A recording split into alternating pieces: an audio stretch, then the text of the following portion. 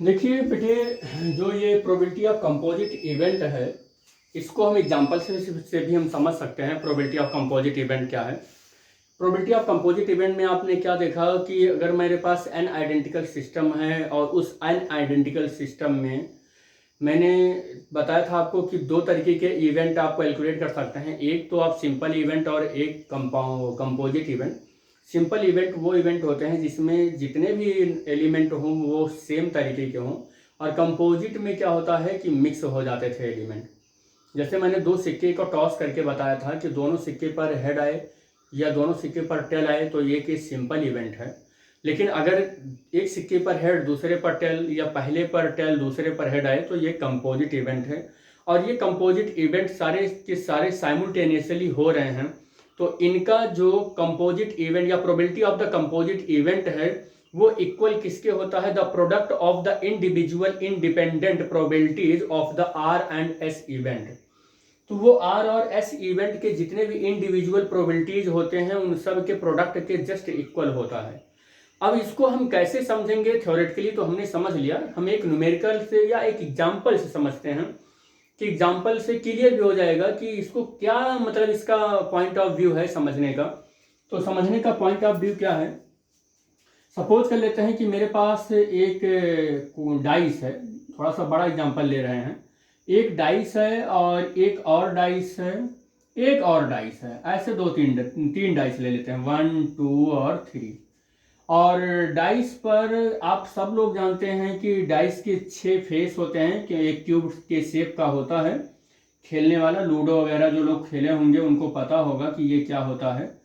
तो ऐसे कुछ शेप का होता है, एग्जैक्ट तो नहीं बन पा रहा है लेकिन आई होप आप ये समझ पा रहे होंगे कि मेरा मतलब क्या है। ये ऐसे कुछ डाइस होता है, ऐसे 3 डाइस हमने लिया है।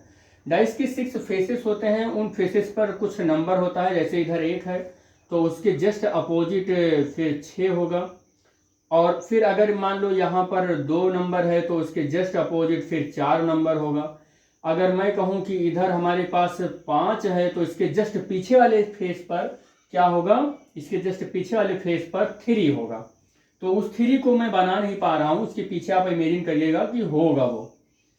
फिर मैं मान लो कि यहाँ पर वही डाइस है, यहाँ पर 1 है तो इसके जस्ट नीचे 6 होगा, और यहाँ पर 2 है तो इसके इधर जो होगा वो 4 होगा, और यहाँ पर 5 होगा तो इसके जस्ट पीछे 3 होगा।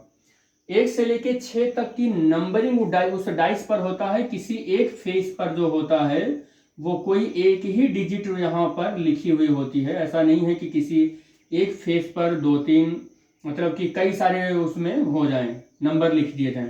और नंबर लिखने का तरीका है कि हम डॉट वहां पर रन लिखते हैं, ऐसे नंबर नहीं लिखा होता है। 3 है तो 3 लिखा रहेगा, 3 का मतलब 3 डॉट, 4 का मतलब 4 डॉट, 2 इधर है तो इधर 4 होगा, और इधर 6 है तो फिर इधर वाले पर 1 होगा, इसके पीछे वाले पर क्या होगा, इसके पीछे वाले पर आई थिंक 3 होगा, ऐसे कुछ होता है। तो 3 डाइस है हमारे पास, इन तीनों डाइस को हमने क्या किया, इन डाइस को थ्रो किया, फेंका।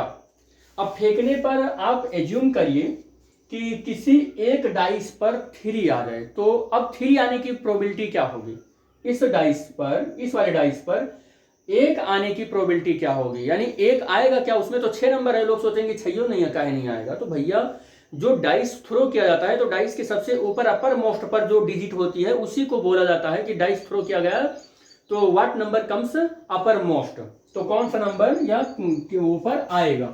तो हम ये कहें कि 1 यहाँ पर 1 या कह दें 5, यही 5 ही ले लें, तो कह दें कि 5 कम्स अपर मोस्ट, तो 5 कम्स अपर मोस्ट, 5 ऊपर आ गया है, 5 ऊपर आ गया है। तो ये कितने तरीके से आ सकता है, एक तरीके से आ सकता है। ये नंबर ऑफ वेज है, जो 5 ऊपर आ सकता है वो एक ही तरीके से आ सकता है, क्योंकि एक डाइस के किसी एक ही फेस पर 5 होगा, हर एक फेस पर 5 नहीं होगा। अगर वो किसी एक ही फेस पर 5 है तो अगर आप डाइस को थ्रो करते हो तो एक ही तरीके से 5 आ सकता है। और कंडीशन टोटल एक डाइस के पास कितने बन रहे हैं, 6, क्योंकि उसके पास how many faces are present, तो 6 फेस प्रेजेंट हैं। तो total number of ways of the dice कितना है, total number of ways, total number of ways कितने हैं, 6 है उसके पास, डाइस के पास, किसी एक डाइस के पास। और हमने कहा कि 5 उस फेस पर आ जाए, अपर मोस्ट पर आ जाए, तो उसके टोटल नंबर ऑफ वेज कितने हैं, तो हमने वो कहा कि 1 है। तो अब बताइए कि determine the probability to comes out the 5 of uppermost of the dice. Dice के सबसे ऊपर 5 आने की जो प्रोबेबिलिटी है वो कितना होगा, तो 5 आने की जो प्रोबेबिलिटी है वो कितना होगा, 1/6 होगा। डाइस के ऊपर 5 आने की तो प्रोबेबिलिटी ऑफ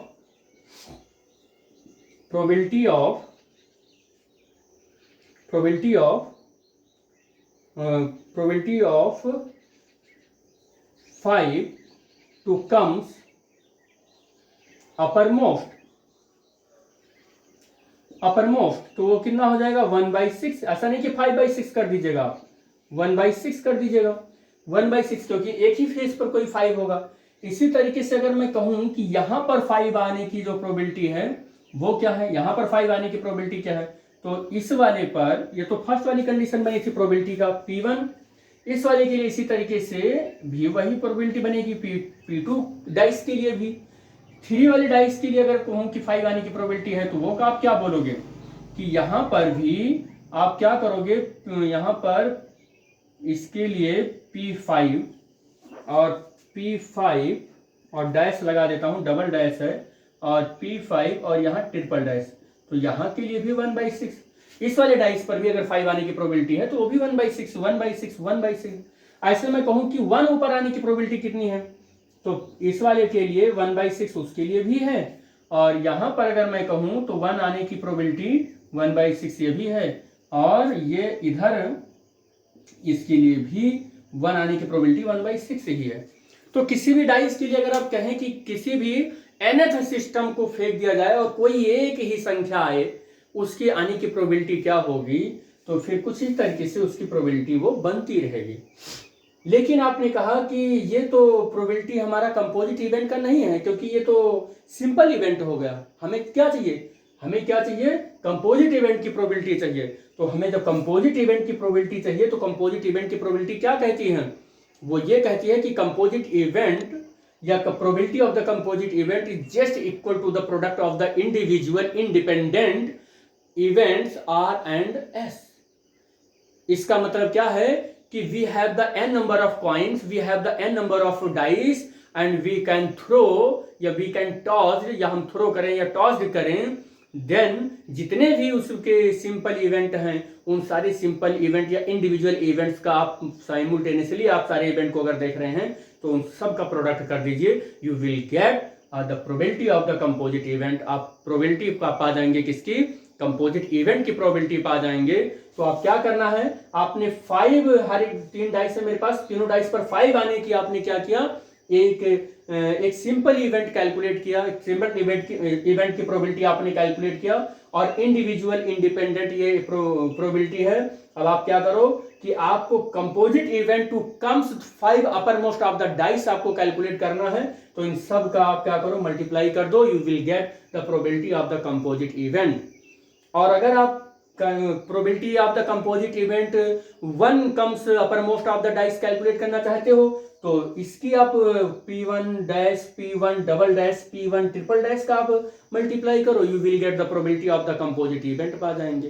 तो आपको शायद मेरे ख्याल से समझ में आ गया होगा कि how to determine the probability of the composite event. तो आप क्या करो कि किसी एक इवेंट का इंडिविजुअली प्रोबेबिलिटी फाइंड कर लीजिए और उन सब का मल्टीप्लाई कर दीजिए, you will get the probability of the composite event. क्योंकि कंपोजिट इवेंट क्या होता है, उसमें जितने भी इवेंट होते हैं वो सब मिक्स हो जाते हैं। तो probability of the composite event to comes the 5 uppermost of the all dices, सारे डाइसेस में जितने भी में आ रहे हैं, तो कंपोजिट इवेंट के लिए आपको क्या करना होगा, कंपोजिट इवेंट के लिए आपको क्या करना होगा, कंपोजिट इवेंट के लिए आपको क्या करना होगा कि आप यहां पर P5 का डैश इंटू P5 का डबल डैश इंटू P5 का ट्रिपल डैश कर लेना होगा। इट मीन्स 1/6 इंटू 1/6 इंटू 1/6 और 1/6 टू द पावर 3, ये आप कर लेंगे तो आपको कंपोजिट इवेंट मिल जाएगा। ये आपका क्या आंसर हुआ, कंपोजिट इवेंट हो गया। तीनों डाइस के फेसेस पर 5 आने का कंपोजिट इवेंट हो गया। इन तीनों डाइस में 1 आने का कंपोजिट इवेंट हो जाएगा, 1 आने का कंपोजिट इवेंट भी ऐसे ही होगा, कैलकुलेट किया जाएगा।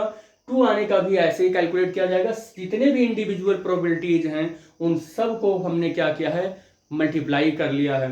और मल्टीप्लाई इसलिए कर लिया है क्योंकि ये सारे इवेंट हमने क्या कहा है कि साइमल्टेनियसली हो रहा है, एक साथ आकर हो रहे हैं। तो आई थिंक ये एग्जाम्पल से आपको समझ में आ गया होगा कि probability of the composite event क्या है। और इसके बाद, इस लेक्चर के बाद हम ये जो आपको करवाए हैं इस पर हम 2-3 एग्जाम्पल देख लेते हैं ताकि ये हमारा जो कॉन्सेप्ट है वो बिल्कुल अच्छे से क्लियर हो जाए। तो हम लोग न्यूमेरिकल भी देखेंगे। तो यहाँ पर मैं उम्मीद करता हूँ कि फिजिक्स टाइम के इस यूट्यूब चैनल पर आपको जितने भी लेक्चर प्रोवाइड किए जा रहे हैं वो समझ में आ रहे होंगे। तो आज यहीं तक। Thanks for watching the video. Thank you बेटा।